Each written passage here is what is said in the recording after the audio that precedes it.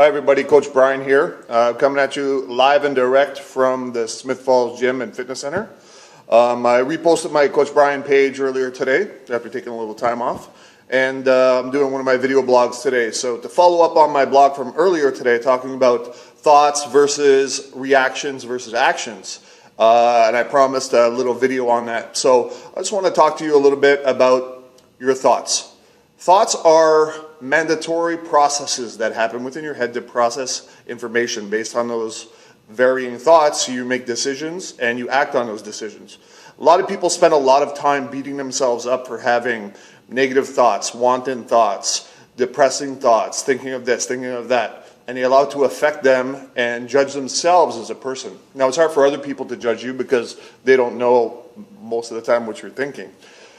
You do, however. Now, these thoughts, your brain just is a computer and it processes all this different information. Just because you have a thought doesn't mean that you are a bad person.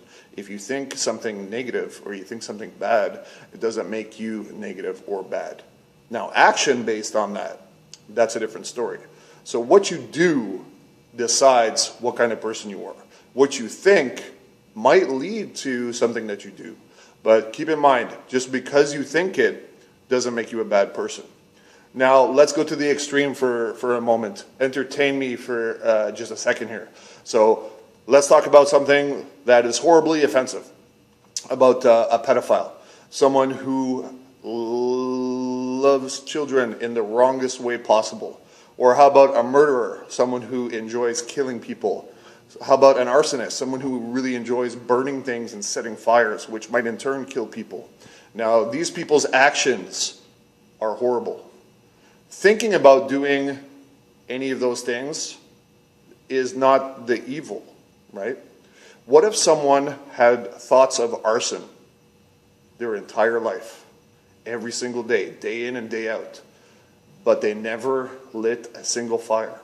And they were kind and they were generous and they were maybe a little tortured inside, but they never acted on that thought. Does that make them a bad person? Or does that make them an even stronger person for realizing that their thoughts do not equate who they are, right? Same thing goes for, let's say someone was thinking violent thoughts and they thought that they were going to hurt their partner. Every day they thought violent, violent, violent, violent, but they never actually did anything other than be kind, maybe a little neutral at times. Does that make them a bad person because they had those bad thoughts? Or was overcoming those bad thoughts make them even stronger? Now, we might become victim and lose a bit of strength and act on these thoughts should they overwhelm us. That's up to you to be strong, right? So just make sure you differentiate between your thoughts, the processes, your reaction to those thoughts, and the action that you take based on those thoughts. So thoughts can become things, but they are not things until you act on them, right? So be mindful of your thoughts on both halves. Some are good, some are bad, but until you actually move one of those thoughts into the realm of reality, it is just a concept.